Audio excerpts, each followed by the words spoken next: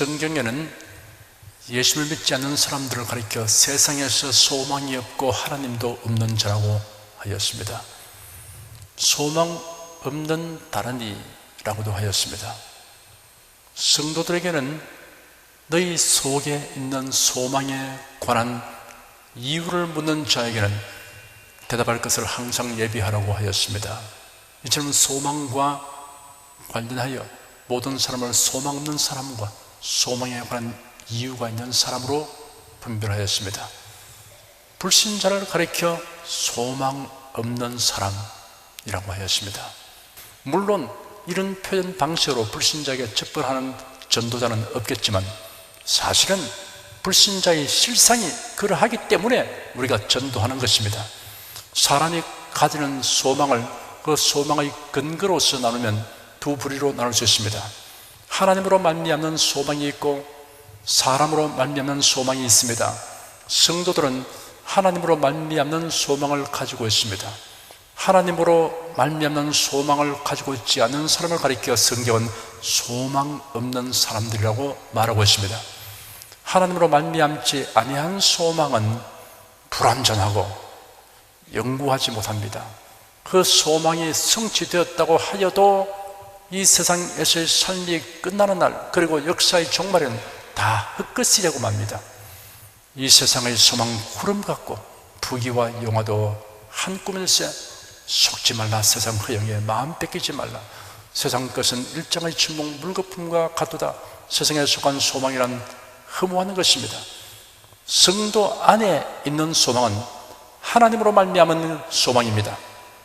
오늘 본문에 너희 속에 있는 소망에 관한 이유를 묻는 자에게는 대답할 것을 항상 예비하라고 하였습니다. 너희 속에 있는 소망이라고 하였습니다. 하나님으로 말미암아 우리 안에 있는 소망을 두 방면으로 나누어 설명해 드리겠습니다. 첫째는 하나님께서 예언하시고 약속하신 말씀에 근거한 소망입니다. 아브라함의 예를 들어 보겠습니다. 아브라함은 75세가 되도록 자식이 없었습니다. 그런데 어느 날부터 아브라함은 번성한 후손에 대한 소망을 가지게 되었습니다. 그 소망은 자신의 욕망과 꿈에서 나온 것이 아니었습니다. 영광의 하나님께서 아브라함에게 말씀하시기를 너는 너희 본토 친척 아비집을 떠나 내가 네게 지시할 땅으로 가라. 내가 너로 큰 민족을 이루고 네게 복을 주어 내 이름을 창대케 하리니 너는 복의 근원이 될 줄 하였습니다. 아브라함은 하나님께서 하신 말씀에 근거하여 번성한 후손에 대한 소망을 가지게 되었습니다. 아브라함이 하나님의 약속을 받을 때는 75세였습니다. 아브라함은 하나님께서 지시하시는 곳으로 갔습니다. 도착해 보니 가나안 땅이었습니다. 아브라함은 기근을 피하여 애굽으로 이주하였다가 다시 돌아왔습니다. 그러는 사이에 재산이 많이 불어났습니다. 목축을 했기 때문에 양떼와 소떼가 많았습니다. 그가 데리고 온 조카 롯도 양떼와 소떼가 많아졌습니다. 그들의 목장이 협소함으로 서로 멀리 떨어져서 목축하기로 하였습니다. 롯은 소돔성이 있는 지역으로 옮겨갔습니다. 롯이 아브라함을 떠난 후에 하나님께서 아브라함에게 말씀하셨습니다. 너는 눈을 들어 너 있는 곳에서 동서남북을 바라보라. 보이는 땅을 내가 너와 네 자손에게 주리니 영원히 이르리라. 내가 네 자손으로 땅의 티끌 같게 하리니 사람이 땅의 티끌을 능히 셀 수 있을진데 네 자손도 세리라. 너는 일어나 그 땅을 종행으로 행하여 보라. 내가 그것을 네게 주리라. 여러 날 후에 전쟁이 일어났습니다. 메소포타미아 지역의 4개국 연합군이 그돌라오멜 왕의 지휘 아래 남방으로 쳐들어왔습니다. 가나안 땅 사해 연안의 5나라들을 공격했습니다. 5나라 왕들은 12년 동안 그돌라오멜 왕을 섬겨 조공을 바쳐오다가 13년째 되던 해 반역하고 조공을 바치지 않았습니다. 그리하자 14년째 이르러 그돌라오멜은 이를 징벌하려고 나선 것입니다. 4개국 연합군은 시리아, 팔레스틴 북부, 유단 동쪽 연안, 사해 동쪽 연안의 군사도를 따라 침공하면서 여러 가나안 족속들을 쳐부순 뒤 사해 연안의 5나라 동맹국과의 일전을 위해 이들이 진을 친 사해 남동 끝의 시딤 골짜기로 향하였습니다. 남방의 5나라 동맹국은 결사항전했으나 참패하였습니다. 그런 상황에서 용케 도망쳐 나온 사람이 아브라함에게 와서 소돔 고모라가 쑥대밭이 된 사정과 롯의 일가족도 잡혀갔다고 알려주었습니다. 아브라함은 집에서 길러낸 318명의 훈련된 장정들을 이끌고 멀리 단까지 추격했습니다. 병력을 나누고 야간 기습을 감행하여 그들로 연합군을 격파하였습니다. 아브라함은 모든 재물을 되찾았고 포로되어 가던 사람들을 구출했습니다. 물론 롯과 그의 가족들도 구출했습니다. 이때 아브라함의 나이는 84세로 추정됩니다. 노후를 이끌고 불과 318명의 장정으로서 메소포타미아 사개국 연합군을 상대하는 작전은 무모한 행동이라 다름없습니다. 그럼에도 불구하고 아브라함이 이 소수의 사람들을 동원하여 조카 롯 구출 작전을 감행하는 것은 롯에 대한 변함없는 애정과 아울러 하나님의 도우심을 확신하는 믿음이 있었기 때문입니다. 그뿐 아니라 그가 좌절하지 않고 이 엄청난 일을 도모하고 감행한 것은 하나님께서 약속하신 만섬의 근간 소망이 있었기 때문입니다. 너는 너희 본토 친척 아비집을 따라 내가 네게 지시할 땅으로 가라. 내가 너로 큰 민족을 이루고 네게 복을 주어 내 이름을 창대케 하리니 너는 복의 근원이 될 줄 아신 언약의 근간 소망입니다. 한편 아브라함은 후환을 두려워하였습니다. 그들을 라오멜이 이끄는 북방 사개국 연합군이 보복하려고 돌이켜 침공에 올 가능성을 배제할 수 없었기 때문입니다. 이러한 불안을 해소시켜 주시려고 하나님께서 이상 중에 임하여 아브라함아 두려워 말라. 나는 너희 방패요 너희 지극히 큰 상급이니라 하셨습니다. 아브라함이 대답했습니다. 주 여호와여 무엇을 내게 주시려나이까? 나는 무자하오니 나의 상속자는 이 다메섹 엘리에셀이니이다. 주께서 내게 씨를 안일 주셨으니 내 집에서 길리운 자가 나의 후사가 될 것이니이다. 다메섹 엘리에셀은 아마도 다메섹 출신의 종으로 아브라함 집안의 신실한 청지기인 것 같습니다. 당시 고대 사회에서는 후사가 없는 자는 충실한 종을 양자로 삼고 재산을 양도해 주는 대신 노후의 삶을 의탁하는 풍습이 있었습니다. 하나님께서 내게 상급을 주셔서 더 많은 재물을 소유하게 된다고 해도 주님께서 자식을 주시지 아니하시면 그 재산은 부득이 다메섹 엘리에셀에게 상속될 것입니다 라고 말했습니다. 불신에서 나온 불평이 아니라 일종의 투정이었습니다. 때를 쓰며 조르는 행위였습니다. 이런 행위는 이해 부족에서 나온 것입니다. 하나님께서 말씀하시기를 그 사람은 너희 후사가 아니라 네 몸에서 날짜가 네 후사가 되리라 하였습니다. 그리고 아브라함을 이끌고 밖으로 나가서 말씀하시기를 하늘을 우러러 무뼈를 셀 수 있나 보라. 네 자신이 이와 같으리라 하였습니다. 하나님은 아브라함에게 이후에도 후손을 번성케 하실 것에 대하여 여러 차례 거듭하여 말씀하셨습니다. 세월이 흘러 아브라함의 나이 85세가 되어서도 자식이 없었습니다. 아브라함이 하나님으로부터 처음 약속을 받은 지 10년이 지났습니다. 아브라함은 약속이 드디어 이루어짐으로 인하여 그 약속의 성취 방법에 대해서 오해하였습니다. 그래야 아내 사라의 충고를 쫓아 여종 하갈을 통하여 이스마엘을 낳았습니다. 그 일로 인하여 가정에 분란이 일어나서 곤혹스럽게 되는 고통을 겪게 되었습니다. 아브라함은 나이 99세 된 어느 날 하나님께서 나그네 모습으로 아브라함의 장막을 방문하셨습니다. 그리고 아브라함과 사라에게 말씀하셨습니다. 나는 전능한 하나님이라. 너는 내 앞에서 행하여 완전하라. 내가 내 언약을 나와 너 사이에 세워 너로 심히 번성케 하리라 하셨습니다. 그리고 이어서 말씀하셨습니다. 내가 너와 내 언약을 세우니 너는 열국의 아비가 될지라.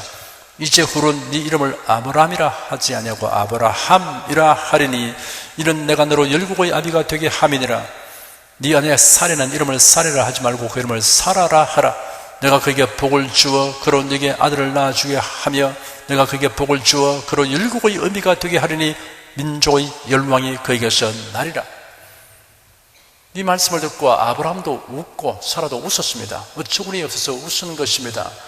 아브라함이라는 이름은 많은 무리의 아비, 열국의 아비라는 뜻이 있고 사라라는 이름은 많은 무리의 여주인, 열국의 의미라는 뜻이 있습니다. 아브라함의 약속에 의하여 없는 것을 있는 것 같이 아브라함이 부르게 하셨습니다. 하나님의 약속에 따라 부르게 한 것입니다. 아브라함은 비로소 깨닫고 말을 바꾸었습니다. 로마서 17절에 그의 믿음 바 하나님은 없는 것을 있는 것 같이 부르시는 이신이라고 기록되어 있습니다. 아브라함은 100세가 되어 드디어 그 아내 사라를 통하여 자식을 낳게 되었습니다. 그 아들의 이름을 이삭이라고 불렀습니다. 이삭이 에서와 야곱을 낳았습니다. 야곱은 12아들을 낳았습니다. 그 12아들을 통하여 이스라엘 민족이 형성되었습니다. 하갈이 낳은 이스마엘을 통하여서도 번성한 자손이 생겨났습니다. 이삭의 장자인 에서를 통해서도 번성한 자손이 생겨났습니다. 사라가 죽은 후 후처로 들어온 그두라를 통하여 낳은 자식을 또 번성하게 되었습니다. 아브라함이 하나님의 언약에 근거하여 가졌던 소망은 결국 현실화되었습니다. 아브라함의 조급함과 이해 부족과 투정을 하나님께서 다루시는 모습을 우리가 지금 살펴보았습니다. 지속적으로 소망을 품고 인내하려면 두 가지 노력이 필요합니다. 첫째, 하나님께서 언약하신 말씀을 거듭하여 들어야 합니다. 둘째, 하나님께서 약속하신 말씀을 쫓아 입으로 시인해야 합니다.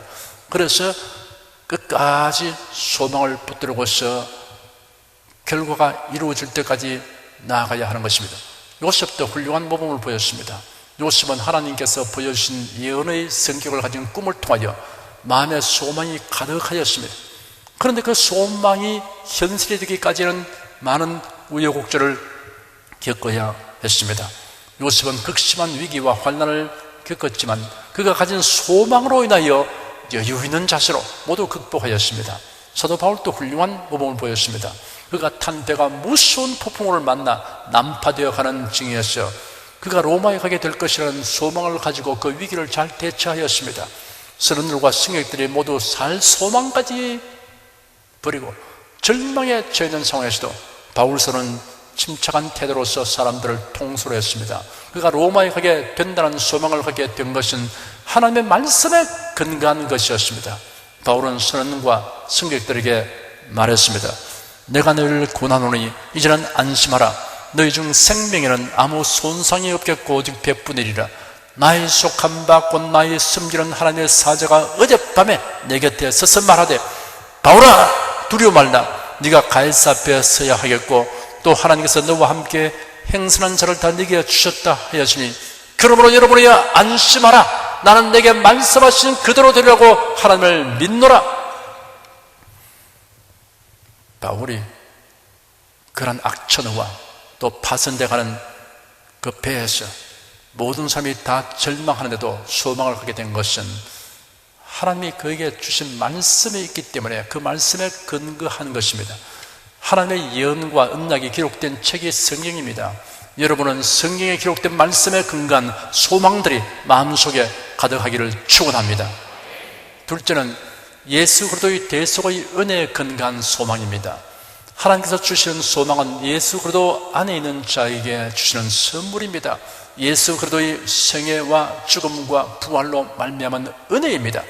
예수 그리스도께서 성경에 예언된 대로 이 생에 오셔서 대속의 죽음을 죽으시고 사망 권세 이기고 살아나셨으며 승천하시어 하나님 보좌 우편에 앉으심으로 예수 그리스도를 믿는 모든 자는 말로 다 형용할 수 없는 많은 소망을 가질 수 있게 되었습니다.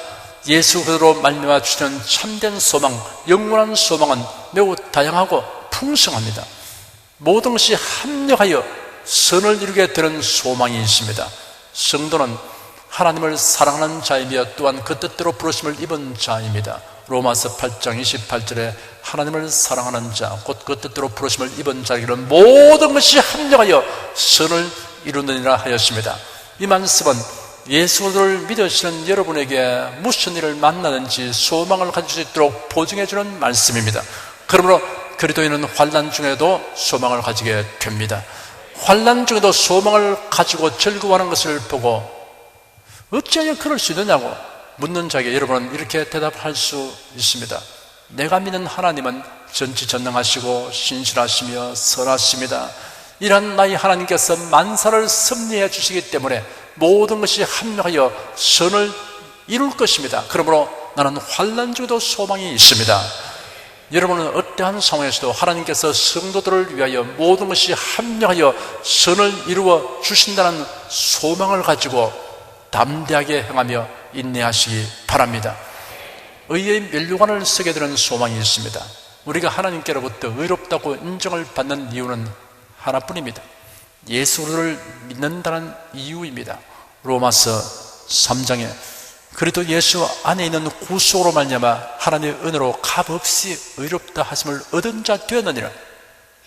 곧 이때 자기의 의로우심을 나타내사 자기도 의로우시며 또한 예수 믿는 자를 의롭다 하려 하심이라 하였습니다. 참으로 기이하고 놀라운 은혜입니다. 갈라디아서 5장 5절에 우리가 성령으로 믿음을 쫓아 의의 소망을 기다리노니 하였습니다. 이것은 성도가 예수 그리스도를 믿음으로 의롭다 하심을 입은 사실이 의로우신 재판장 앞에 서는 날 명백하게 드러날 것을 의미합니다. 사도 바울은 의의 소망에 대해 이렇게 피력했습니다. 관제와 같이 벌써 내가 부음이 되고 나의 떠날 기억이 가까웠도다. 내가 선한 싸움을 싸우고 나의 달려갈 길을 마치고 믿음을 지켰으니 이제 후로는 나를 위하여 의의 면류관이 예비되었으므로 주곧 의로우신 재판장이 그날에 내게 주실 것이 내게만 아니라 주의 나타났음을 사모하는 모든 자에게니라. 우리는 예수를 믿어서 죄사함 받아 의인이 되었습니다. 그러나 장차 의로우신 재판장 앞에 서게 될 날이 올 것입니다. 그때 주 하나님께서 우리에게 의의 면류관을 세우실 것입니다. 영생과 아울러 후사가 되는 소망이 있습니다. 디도서 3장 7절에 기록되었습니다. 우리로 저희 은혜를 힘입어 의롭다 하심을 얻어 영생의 소망을 따라 후사가 되게 하려 하심이라. 그리스도 안에 있는 사람은 죽음에도 소망이 있습니다. 그 이유는 영생을 얻었기 때문입니다. 하나님이 세상을 이처럼 사랑하사 독생자를 주시니 이는 저를 믿는 자마다 멸망치 않고 영생을 얻게 하려 하심이라 하였습니다. 성도들은 하나님의 자녀이며 또한 후사입니다. 자녀는 가족관계를 강조하는 용어이며 후사는 상속과 관계되는 용어입니다. 그러므로 성도는 그리스도와 함께 영광을 누리는 놀랍고 엄청난 은총을 입게 됩니다. 주님의 칭찬과 상을 받게 되는 소망이 있습니다. 성도들이 이 세상에 오래 머물기 원하는 이유 중에 하나는 주님의 일을 열심히 하여 장차 그리스도의 심판대 앞에 설 때 칭찬과 상을 받기 위한 것입니다. 바울 사도는 말하기를 나는 심었고 아볼로는 물을 주었으되 오직 하나님은 자라나게 하시나니 그런즉 심는 이나 물 주는 이는 아무것도 아니로되 오직 자라나게 하시는 하나님뿐이니라. 심는 이와 물 주는 이가 일반이라 각각 자기의 일하는 대로 자기의 상을 받으리라 하였습니다. 그리고 성도들에게 권면하기를 내 사랑하는 형제들아 견고하며 흔들리지 말며 항상 주 일에 더욱 힘쓰는 자들이 되라. 이런 너희 수고가 주 안에서 헛되지 않은 줄을 알미니라 하였습니다. 성경은 맨 마지막을 장식하는 말씀 중에 보라 내가 속히 오리니 내가 줄 상이 내게서 각 사람에게 그의 일한 대로 갚아주리라 하였습니다. 여러분은 주님의 칭찬과 상을 받게 되는 소망을 가지고 건강하게 오래 살면서 주 일에 힘쓰시기를 바랍니다. 예수님의 재림과 부활에 대한 소망이 있습니다. 죽기 전에 형체로 다시 살아나는 것을 부활이라고 하지 않습니다. 썩지 않는 몸, 죽지 아니하는 몸, 영광스러운 몸, 강한 몸, 신령한 몸으로 다시 살아나게 되는 것을 말합니다. 부활하신 예수 그리스도의 영광스러운 몸의 형체와 같이 변화될 것입니다. 부활의 소망을 가진 성도는 늙어감을 한탄하지 않습니다. 고린도전서 15장에는 죽은 자의 부활도 이와 같으니 썩을 것으로 심고 썩지 아니할 것으로 다시 살며 욕된 것으로 심고 영광스러운 것으로 다시 살며 약한 것으로 심고 강한 것으로 다시 살며 육의 몸으로 심고 신령한 몸으로 다시 사나니 육의 몸이 있은즉 또 신령한 몸이 있느니라 하였습니다. 성도들의 부활은 예수께서 재림하시는 날에 있게 될 것입니다. 보라 내가 너에게 비밀을 말하노니 우리가 다 잠잘 것이 아니요 마지막 나팔에 순식간에 후련히 다 변화하리니 나팔 소리가 나며 죽은 자들이 썩지 않은 것으로 다시 살고 우리도 변화하리라. 2000년 전 이 세상에 오신 예수 그리스도는 우리의 죄를 대속하시려고 오셨습니다. 다시 오실 예수님은 죄와 상관없이 자기를 바라는 자들에게 두 번째 나타나시리라 라고 히브리서 9장에 기록되었습니다. 천국에서 살게 되는 소망이 있습니다. 이 세상의 어떤 아름다운 도시나 아무리 아름다운 집도 새 예루살렘 성에 비교할 수 없습니다. 아름답고 영화로운 도성 새 예루살렘 아버지 집이라고 불리는 천국에 들어가게 되는 이 소망이 그리스도에 내게 있는 소망입니다. 예수께서 약속하시기를 내가 너희를 위하여 처소를 예비하러 가노니 가서 너희를 위하여 처소를 예비하면 내가 다시 와서 너희를 내게로 영접하여 나 있는 곳에 너희도 있게 하리라 하였습니다. 지금까지 열거한 다양하고 풍성한 소망은 우리가 이 세상을 살아가는 삶의 태도에 깊고 큰 영향을 미치게 됩니다. 죽음에 대해 지나치게 두려워하거나 슬퍼하지 않게 합니다. 사도 바울은 말하기를 우리가 담대하여 원하는 바는 차라리 몸을 떠나 주와 함께 거하는 그것이라 하였습니다. 데살로니가 전서 4장에는 기록하기를 형제들아 자는 자들의 권하여는 너희가 알지 못함을 우리가 원치 아니하노니 이런 소망은 다른 이와 같이 슬퍼하지 않게 하려 함이라.